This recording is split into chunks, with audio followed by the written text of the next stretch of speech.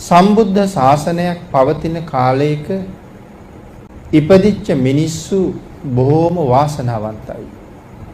මොකද බොහෝ පින්කම් කරගන්න පුළුවන්කම තියෙන නිසා. බුද්ධ ශාසනයක් පවතින කාලේ කරගන්න පින්කම් මහා ඉහළයි.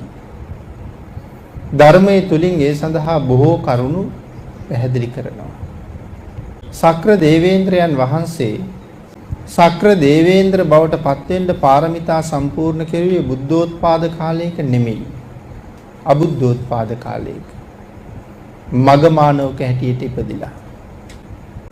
බොහොම දුකසේ ඊටාම කැපකිරීමෙන් මහත් වූ පරිශ්‍රමයෙන් වෘතපද 7ක් දිවි හිමියෙන් සුරක්ෂිත කරගෙන සක්‍ර දේවේන්ද්‍ර බවට පත් වෙලා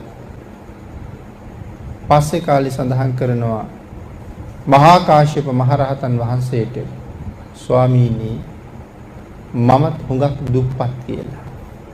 ඇයි ඒ කියලා අහපුවාම සඳහන් කළා මම සක්‍ර දේවේන්ද්‍ර බවට පත් උනේ බුද්ධෝත්පාද කාලයක පින් කරලා නෙමෙයි. නමුත් මේ බුද්ධෝත්පාද කාලයේ පින් කරලා මනුස්ස ලෝකයෙන් මරණයටපත් වෙච්ච අය තව්තිසාවේ ඇවිල්ලා උපදිනවා. හැබැයි ඒ අය මට වඩා බොහෝම තේජවන්තයි.